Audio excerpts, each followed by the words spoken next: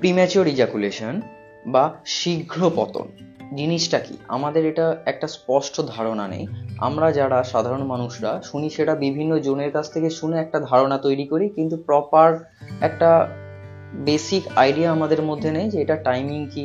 আজকে আমরা সেটা নিয়ে আলোচনা করব যে প্রিম্যাচিওর ইজাকুলেশনটা কি, এটা কেন হয়, এটার প্রপার টাইমিংটা কি, কিভাবে এটা ঠিক করবেন, সাথে টিপস আর কিছু মেডিসিন। আমি ডক্টর শেখ সইফ আলী, সকলকে স্বাগত আমার এই ইউটিউব চ্যানেলে। যেটা আমি কোনোদিন বলি না, আজকে বলছি, আমার ভিডিওগুলো যদি ভালো লেগে থাকে অবশ্যই সাবস্ক্রাইব করুন, লাইক করুন এবং সকলের সাথে শেয়ার করুন সব ইনফরমেশনগুলো জানানোর জন্য। এবার শুরু করি যে প্রিম্যাচিওর ইজাকুলেশন বা শীঘ্র পতনটা কি। এটা হলো যদি আপনি মেলামেশার ঠিক আগে, অর্থাৎ প্রবেশের ঠিক আগেই যদি আপনার সেমিনাল ফ্লুইডটা সিক্রেশন হয়ে যায়, অর্থাৎ পড়ে যায়, তখন সেটাকে বলা হয়, বা মেলামেশার 1 মিনিটের মধ্যে যদি হয়ে যায় তখন আমরা সেটাকে শীঘ্র পতন বলব।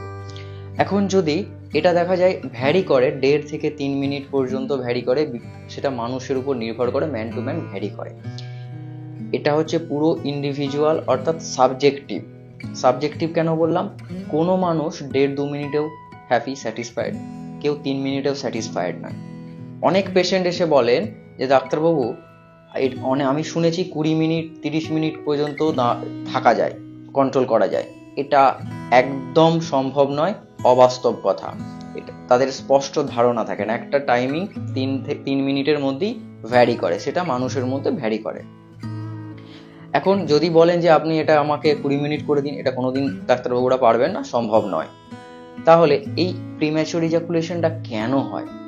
এটা বিভিন্ন কারণে হতে পারে। যদি আমি সাধারণ কারণ কিছু যদি ভাবি, অতিরিক্ত মানসিক চাপ, টেনশন, অ্যাংজাইটি, সেগুলোর থেকে হতে পারে। অর্থাৎ সেটা ফাইন্যান্সিয়াল হোক, কোনো ওয়ার্কলোড হোক, ফ্যামিলিগত হোক, যে কোনো দিক থেকে ওয়ার্ক প্রেশার হতে পারে। সেটা যখন মেলামেশা করছেন তখন সেই মেল পার্টনারটা সেই অ্যাংজাইটি লেভেলটা তখনও পর্যন্ত পারসিস্ট করছে, সেটার জন্য হতে পারে।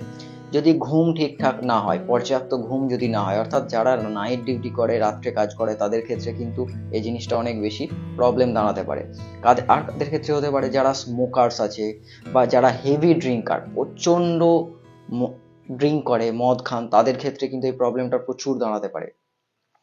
রোগ যেমন যদি আমরা বলি ডায়াবেটিক, সুগার, যাদের কন্ট্রোল সুগার নেই, আনকন্ট্রোল সুগার যে আমরা বলি, তাদের ক্ষেত্রে হতে পারে। কিছু হার্টের প্রবলেমের জন্য হতে পারে।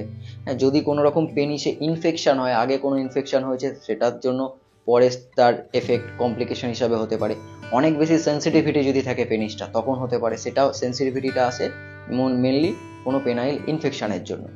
এখন এই যে প্রিম্যাচিওর ইজাকুলেশন, এটা যখন আমাদের কাছে পেশেন্টরা আসে, আমরা কিছু টেকনিক বলি, অর্থাৎ কিছু এক্সারসাইজ হতে পারে, কিছু টেকনিক যেটাকে ইমপ্রুভ করে। এটাকে কি ধরনের? প্রথম হচ্ছে কেজেলস এক্সারসাইজ। কেজেলস এক্সারসাইজটা একটা বিশেষ ধরনের এক্সারসাইজ মাংসপেশিগুলোকে অনেক বেশি স্ট্রং করার জন্য।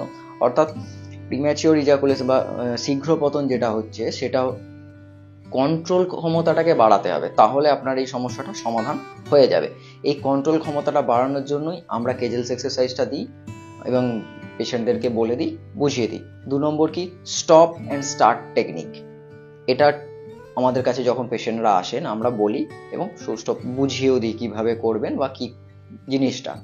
3 নম্বর কি, স্কুইজিং মেথড। এই যে 3টে বললাম, এটা শুনতে যতটা শক্ত মনে হচ্ছে, জিনিসগুলো বুঝিয়ে দিলে খুবই সোজা। ডাক্তারবাবুদের কাছে যাবেন, ডাক্তারবাবুরা এটা সুন্দরভাবে বলে দেবে বা বুঝিয়ে দেবে। মেডিসিন যদি বলি, দেখা যায় ওভার দ্য কাউন্টার বিভিন্ন ওষুধের দোকান থেকে ভায়াগ্রা নামক একটা ট্যাবলেট প্রচুর পরিমাণে বিক্রি হয়, যেটা প্রিম্যাচিওর ইজাকুলেশনের কোনো ওষুধ নয়। এটা খাওয়া মানে আপনার ক্ষতি। এমনও পেশেন্ট পাওয়া যায় বা দেখা যায় যে এই দীর্ঘদিন ধরে এই ধরনের মেডিসিন খেয়ে খেয়ে তার ওই ডিসচার্জটাই বন্ধ হয়ে গেছে। সুতরাং এই ভুলটা করবেন না, ডাক্তারবাবুদের কাছে যান, পরামর্শ নিন, সেই মতো ওষুধ খান। আর এই জিনিসটা যে আপনি আজকে খেলেন কাল থেকেই ঠিক হয়ে যাবে, এটা কোনোদিন সম্ভব নয়।